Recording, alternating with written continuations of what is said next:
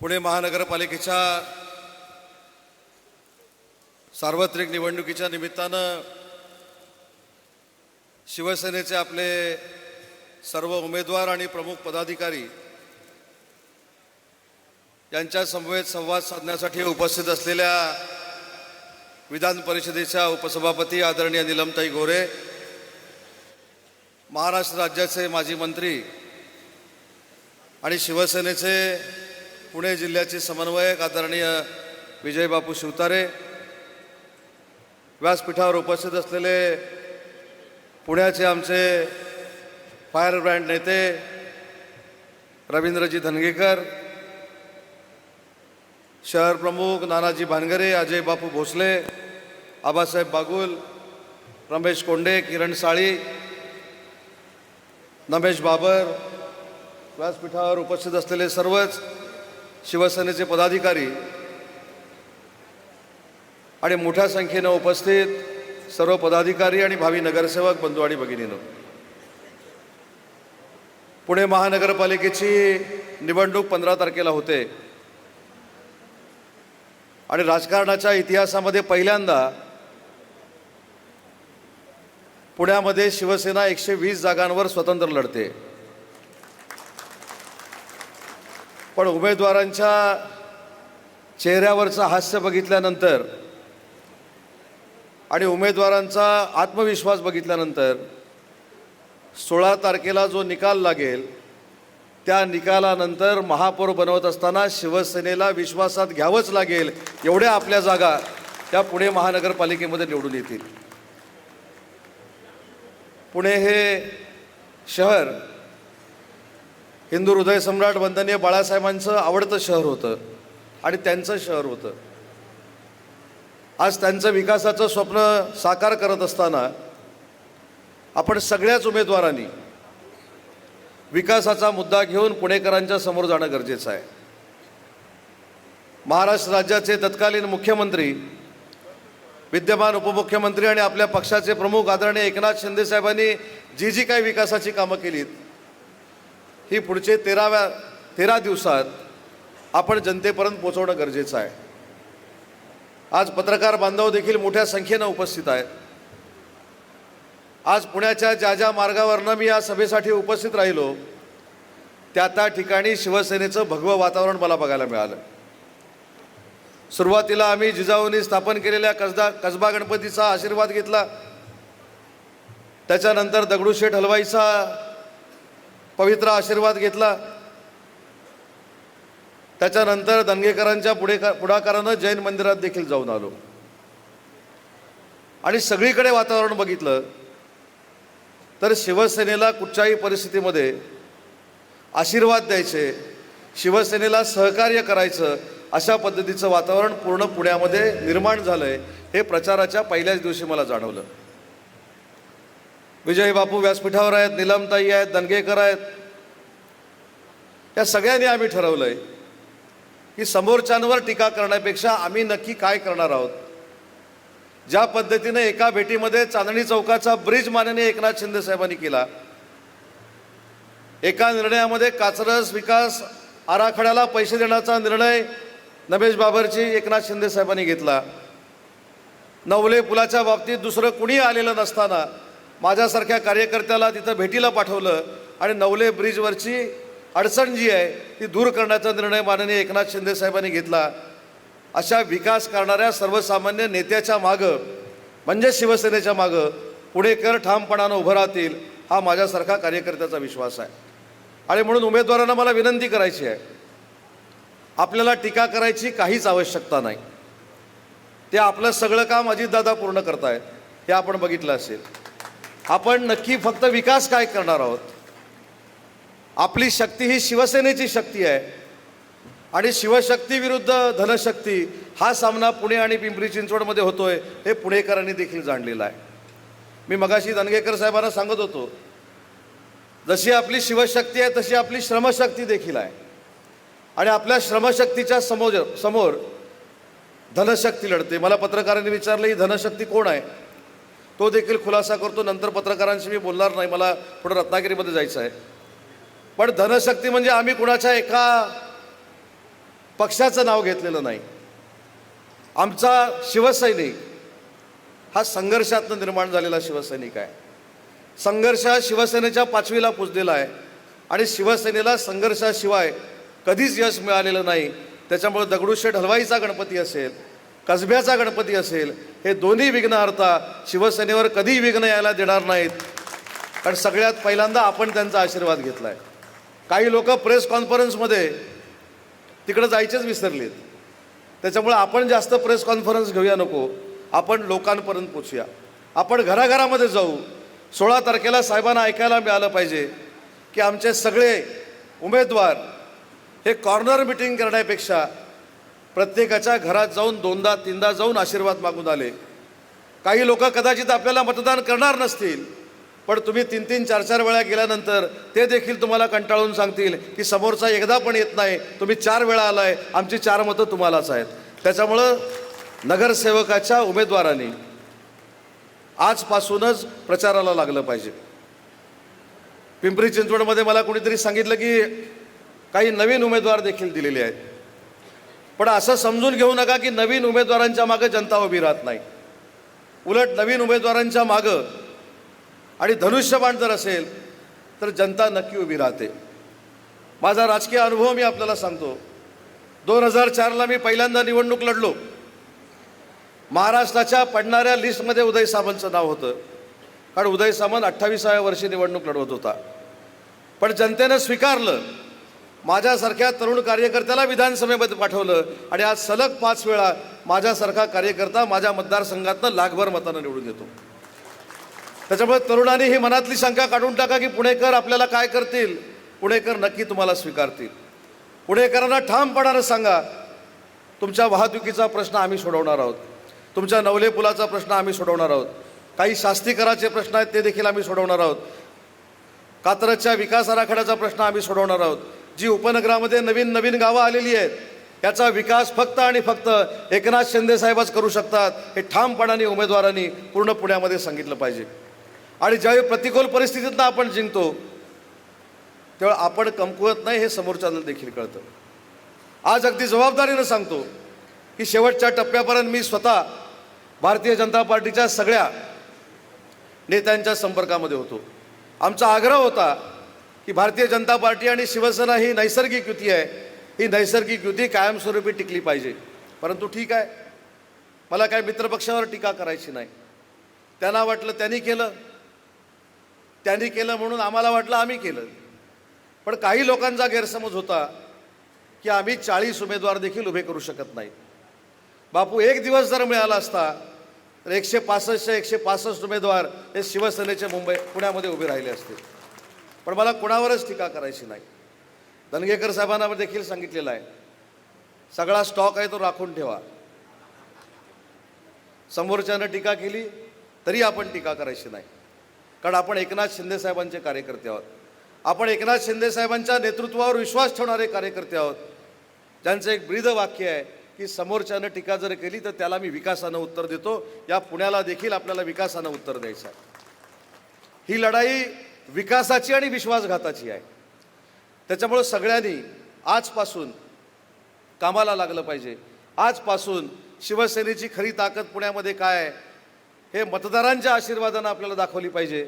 आणि म्हणून उमेदवारांना मला अजून एक हात जोडून विनंती करायची आहे, फक्त तुम्हाला सकाळी 10 वाजता उठवण्याची वेळ आमच्यावर कोणावर आणू नका. आणि तशी वेळ असेल तर 2-4 गुरखे ठेवायला लागतील. त्याच्यामुळं आपली जबाबदारी म्हणजे पक्षाची जबाबदारी आहे आणि पक्षाची जबाबदारी म्हणजे आपली जबाबदारी आहे. असं मिळून पुढचे 13-14 दिवस 24/7 आपण काम केलं पाहिजे. पुणेकरांना पटवून दिलं पाहिजे की शिवसेनाच या पुणेचा विकास करू शकते, पुण्याचा उद्धार करू शकते. आणि जे जे काय झालं हे 15 वर्षाचं 25 वर्षाचं राजकारण आपण सगळ्यांनी बघितलेलं आहे. आपण पुणेकरांना आव्हान केलं पाहिजे. काही काळ ही महानगरपालिका आबा कलमाडी साहेबांच्या ताब्यामध्ये होती, काही काळ ही महानगरपालिका शरद पवार साहेबांच्या ताब्यामध्ये होती, काही काळ ही महानगरपालिका अजितदादांच्या ताब्यामध्ये होती, काही काळ ही महानगरपालिका भाजपाच्या ताब्यामध्ये होती. आज या व्यासपीठावरनं पुणेकरांना मी विनम्र आवाहन करतो की आता या वर्षीची महानगरपालिका ही सर्वसामान्य नेते एकनाथ शिंदे साहेबांच्या आपण ताब्यात द्यावी. खऱ्या अर्थानं पुण्याचा विकास काय करत असतो हे माननीय शिंदे साहेब तुम्हाला दाखवून देतील. आणि म्हणून मी सुरुवातीला सांगितलं कोणावर टीका करण्यामध्ये मला अजिबात इंटरेस्ट नाही. आणि त्याचं उत्तर पण दिलं की आपले काही मित्रपक्ष जे आहेत ते आपलं बरंचसं काम हलकं करत आहेत. आज बघा आपण प्रचाराची सुरुवात केली म्हणजे त्यांच्या पुढे आपण 15% गेलो, पण ते काय करतायत? काल कोणी आरोप केला त्याला उत्तर देत आहेत, आता परत प्रेस होईल त्याचं उत्तर परवा येईल. त्याच्यामुळे ते पत्रकार परिषदेमध्ये मग्न आहेत. आणि पुणेकरांना हे चालत नाही हे देखील आम्हाला सगळ्यांना माहिती आहे. याच ठिकाणी या शहरामध्ये सुरेश कलमाडी साहेब देखील खासदार अनेक वर्ष होते. त्याच्यामुळे एखाद्या पक्षाची मक्तेदारी म्हणजे शहर आहे असं पुणेकर समजत नाहीत. तर जे विकासाचं काम करतात, जे स्वतःच्या ताकदीवर विकास काम करण्याची संकल्पना आखतात, जे पारदर्शकपणाने विकास काम करतात त्यांच्या पाठीशीच पुणेकर उभा राहतो. हा आजपर्यंतचा इतिहास आहे. आणि मला खात्रीपूर्वक आजचं वातावरण बघितल्यानंतर एक लक्षात येतं आहे की आपल्याबरोबर पुणेकर देखील पेटून उठलेला आहे. कदाचित दाखवत नसेल, ज्याला आपण अंडर करंट म्हणतो, तो 16 तारखेला आपल्याला नक्की कळेल. ज्या ज्या ठिकाणी मी जाऊन आलो त्या त्या मंदिराच्या लोकांनी देखील मला सांगितलं की आशीर्वाद तुम्हालाच मिळणार आहे. आणि मला आश्चर्याचा ताई एक धक्का बसला, जेव्हा मी रासने साहेबांना भेटलो, दगडूशेठ हलवाईचे अध्यक्ष, त्यांनी तर अजून एक महत्त्वाची गोष्ट मला साहेबांबद्दल सांगितली जी आजपर्यंत कोणालाही माहिती नाही. आज आपण दगडूशेठ हलवाईचं मंदिर हे पवित्र मानतो, नवसाला पावणारा गणपती म्हणून दगडूशेठ हलवाईकडे बघतो. त्याच्या अध्यक्षांनी रासने साहेबांनी मला काय सांगितलं, तुमचे नेते एवढे मोठे आहेत, कुठचा पक्ष आहे, कोण काम घेऊन आला आहे हे ते कधीही बघत नाहीत, आज देखील बघत नाहीत. ज्यावेळी दगडूशेठ हलवाईच्या ट्रस्टनं एक मागणी केली की आम्हाला पोलीस डिपार्टमेंटची जागा पाहिजे, त्या दगडूशेठ हलवाईची मागणी आजपर्यंत कुठच्याही राज्यकर्त्यानं मान्य केली नव्हती. परंतु ती मागणी आपल्या शिंदे साहेबांनी मागणी केली, मान्य केली आणि दगडूशेठ हलवाईच्या ट्रस्टला जी आवश्यक होती ती जागा दिली. हे कोण सांगत होतं? मी नाही सांगितलं. जे सुनील रासने म्हणून तिथले अध्यक्ष आहेत त्यांनी मला सांगितलं. आणि मी त्यांना सांगितलं की तुम्ही पण दगडूशेठ हलवाईला हेच साकडं घाला की इतिहासामध्ये तुमची मागणी ज्या नेत्यानं मागणी केली, मान्य केली, ज्या नेत्यानं सर्वसामान्य कुटुंबातला कार्यकर्ता असताना महाराष्ट्राचं मुख्यमंत्रीपद भूषवलं, त्याच्या मनातल्या सगळ्या इच्छा पुण्याच्या बाबतल्या पूर्ण कराव्यात असं तुम्ही देखील आमच्या वतीनं साकडं घाला म्हणून सांगितलं. त्याच्यामुळे जिथं जिथं गेलो तिथं शिवसेनेचा डंका आहे, जिथं जिथं गेलो तिथं शिवसेनेला मानणारा वर्ग निर्माण झालेला आहे. आणि म्हणून मगाशी मी गाडीतनं येताना सांगितलं की पुढच्या दौऱ्यामध्ये आपल्याला हिंदू हृदय सम्राट वंदनीय बाळासाहेबांच्या घरी देखील जायचं आहे. त्यांना अपेक्षित असलेला विकास आपल्याला पुण्यामध्ये करायचा आहे. सगळ्या जाती धर्माच्या लोकांना बरोबर घेऊन आपल्याला पुण्याची एक विकासाची आखणी करायची आहे. फक्त सभा झाली म्हणजे जिंकता येत नाही, तर आपले सगळे उमेदवार हे घराघरापर्यंत पोचले पाहिजेत. आणि घराघरापर्यंत पोचून आपण नक्की काय करणार आहोत, कशा पद्धतीने विकास करणार आहोत, कशा पद्धतीनं पारदर्शक विकास करणार आहोत याची सगळी माहिती आपण मतदारांना देणं गरजेचं आहे.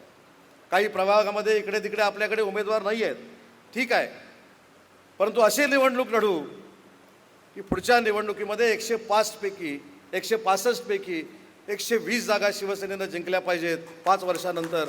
एवढा बेस चांगला या निवडणुकीला आपण तयार करू. दंगेकर साहेब 120 जागा लढतोय हे कमी नाही, एका तासात घेतलेला आपण निर्णय आहे.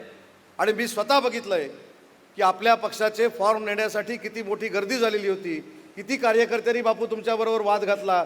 याचा अर्थ या पुण्यामध्ये जर आपण ताकद लावली तर 1 नंबरचा पक्ष म्हणजे बाळासाहेब ठाकरेंचा पक्ष आहे, शिवसेना आहे, हे देखील आपण सिद्ध करू शकतो. पण काही लोकांना कमी लेखण्याची सवय आहे, आपण त्यांच्यावर बोलूया नको, परंतु आम्ही कमी नाही आहोत हे आपल्या सगळ्यांना 15 तारखेच्या मतदानातून दाखवायचं आहे. आज रॅली आपण काढणार आहोत, महिला भगिनी मोठ्या संख्येनं त्याच्यामध्ये सामील होत आहेत. मला महिला भगिनींना एक विनंती करायची आहे. आजपर्यंतच्या इतिहासामध्ये महिलांना स्वतःच्या पायावर उभं करण्याचा निर्णय जर महाराष्ट्रात पहिल्यांदा कोणी घेतला असेल तर तो माननीय एकनाथ शिंदे साहेबांनी घेतला.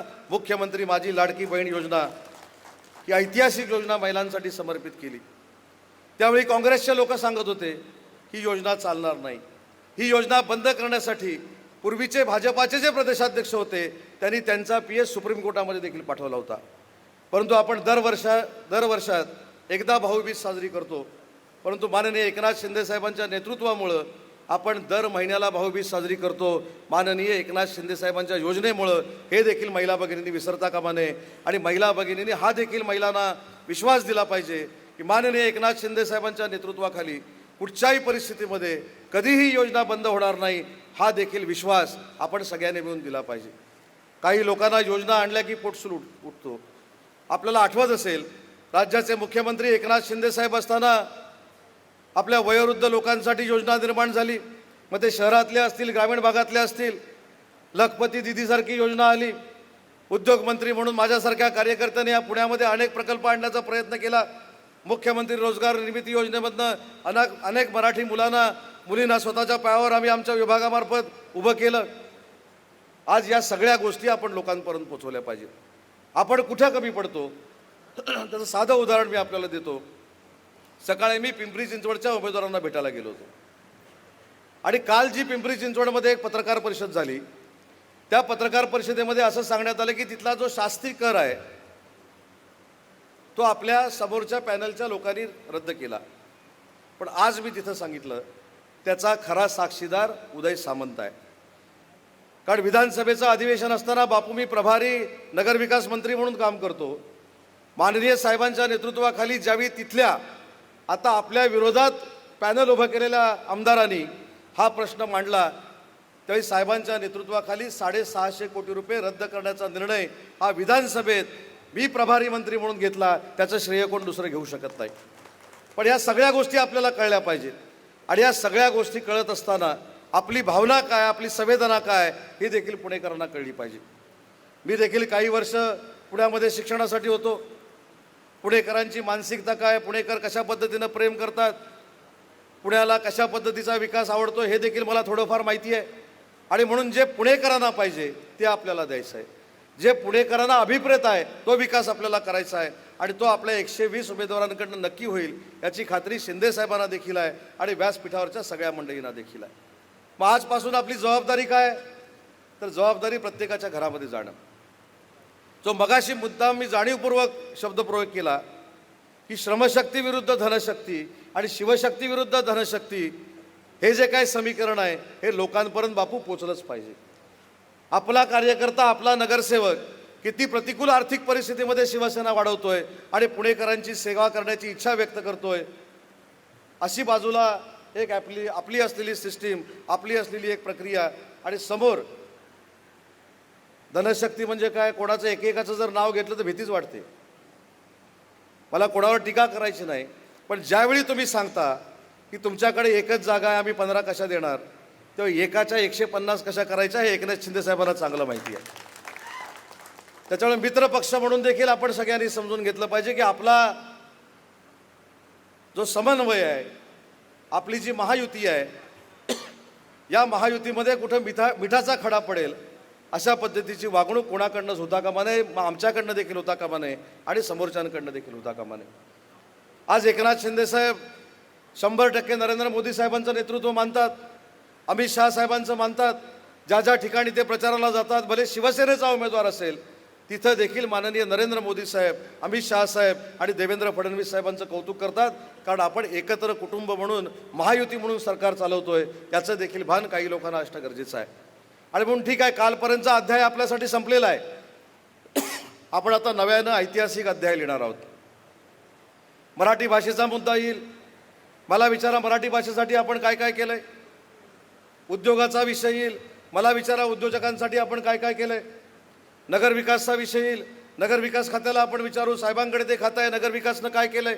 गृहनिर्माणचा विषय येईल. गृहनिर्माणमधनं आपण काय केलं हे सांगू. MSRDCचा विषय येईल. MSRDCमधनं काय केलं ते आपण सांगू. या सगळ्या गोष्टी आपण लोकांपर्यंत पोचवल्या पाहिजेत आणि याच ताकदीवर आपण निवडणूक जिंकली पाहिजे. त्यानं गाय मारली म्हणून आपण वासरू मारायची काय आवश्यकता नाही. ज्या पद्धतीनं साहेब वागतात, ज्या पद्धतीनं साहेब संयम ठेवतात, त्यातला 10% संयम जर उमेदवारांनी आणि नेत्यांनी ठेवला तर दखल घेण्या एवढे नगरसेवक या पुण्यामध्ये शिवसेनेचे निवडून येतील आणि समोरच्यांना कळेल आम्ही एकचे किती करू शकतो. त्याच्यामुळे जिद्दीनं आपण उतरलं पाहिजे. जिद्दीनं उतरून समोरच्यांपर्यंत पोचलं पाहिजे. आणि कार्यकर्त्यांना देखील माझी विनंती आहे, पदाधिकाऱ्यांना देखील विनंती आहे, या उमेदवारानं मला बोलवलं नाही, हा उमेदवार माझ्याबरोबर हसला नाही, हा उमेदवारानं मला हात दाखवला नाही, या उमेदवारानं गाडीत मला घेतलं नाही, या उमेदवारानं रेल्वेत मला घेतलं नाही, विमानात घेतलं नाही, हे करण्यापेक्षा धनुष्य हा आमचा उमेदवार आहे. साहेबांना जर आपल्याला पुण्याच्या नगरसेवकांची भेट द्यायची असेल तर त्या धनुष्याच्या समोर नाव कुठचं हे बघण्याची गरज नाही. धनुष्य आमचा उमेदवार आहे, मानपान आम्ही सगळे त्याच्यासाठी बाजूला ठेवतो आणि आमच्या नगरसेवकाला आम्ही निवडून देतो, अशी भूमिका प्रत्येक पदाधिकाऱ्याची असली पाहिजे.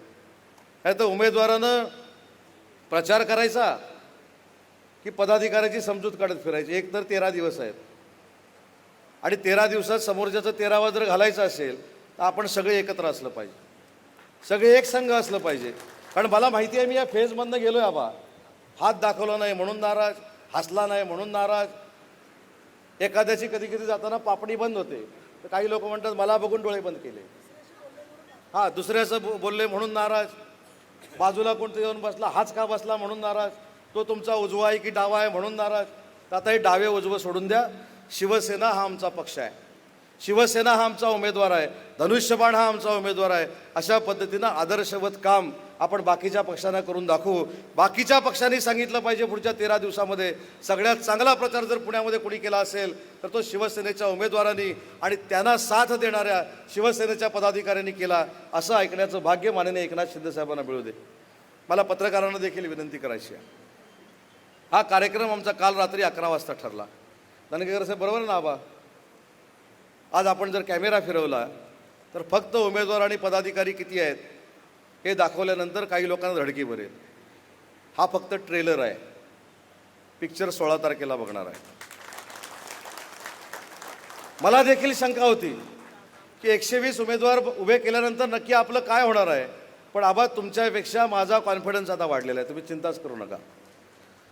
मुद्दा हा आहे की शिवसैनिक आमच्यासोबत आहे आणि शिवसैनिक हा सर्वसामान्यांमध्ये काम करतो. त्याच्यामुळे पुणेकर जो सर्वसामान्य आहे तो आमच्याबरोबर राहील हे चित्र आज या पदाधिकाऱ्यांनी स्वतः उपस्थित राहून सिद्ध करून दाखवलेलं आहे. आणि म्हणून सोशल मीडिया सगळ्यात घातक आहे. आता ह्याच्यावर परत ब्रेकिंग नको व्हायला की सोशल मीडिया मी घातक आहे असं बोललो. सोशल मीडियावर जे वाईट टाकतात ते घातक आहे. त्याच्यामुळं आपण दुसऱ्याचं वाईट करायची गरज नाही. आपण जे काही चांगलं करणार आहे ते सोशल मीडियाच्या माध्यमातून गेलं पाहिजे. बाकी सोशल मीडियाला खाद्य समोरचेच देतात, आपल्याला द्यायची गरजच नाही. आपण चांगलं काय करणार आहोत, आपण चांगलं काय केलेलं आहे, आपण कशा पद्धतीनं पुणेकरांना जपणार आहोत, आपण पुणेकरांची सुरक्षा कशी वाढवणार आहोत, त्यांना सुरक्षित कसं करणार आहोत, आणि जे सायकलवाले आहेत, जे बाईकवाले आहेत त्यांना देखील संरक्षण आम्ही कसे देणार आहोत, जे गाडी चालवणारे आहेत त्यांना आम्ही कसे संरक्षण देणार आहोत. म्हणजे घरातनं बाहेर पडल्यानंतर 5व्या मिनिटाला तो त्याच्या आवश्यक असलेल्या जागेवर कसं पोचणार आहे, एवढ्या चांगल्या पद्धतीची ट्रॅफिकची व्यवस्था शिवसेनेच्या माध्यमातून केली जाणार आहे. हे सगळं आपण लोकांपर्यंत पोचवावं एवढीच या बैठकीच्या निमित्तानं विनंती करतो. माझ्यानंतर नीलमताई देखील बोलणार आहेत, विजय बापू दणगेकर साहेब देखील बोलणार आहेत, आबा देखील बोलणार आहेत. आजच मला शिस्त बघायची आहे, आजच. उद्यापासून कशाला, आजच बघू ना. आता मी इथं निघून गेल्यानंतर उद्योगमंत्री निघून गेले म्हणून आपण निघून जायची गरज नाही. या सगळ्यांची भाषणं ऐकेपर्यंत कोण कोण थांबणार आहे ह्याची देखील मी आता यादी बनवणार आहे. त्याच्यामुळं पक्षामध्ये शिस्त असली पाहिजे. नीलमताई देखील आपल्याला ज्येष्ठ आहेत, विजय बापू देखील ज्येष्ठ आहेत. माझा रत्नागिरीला एक कार्यक्रम असल्यामुळे तो कार्यक्रम करून मला पुढच्या कार्यक्रमाला जायचं आहे, त्याच्यामुळं मला निघायचं आहे. त्याच्यामुळं पूर्ण कार्यक्रम आम्ही थांबवू शकलो नाही.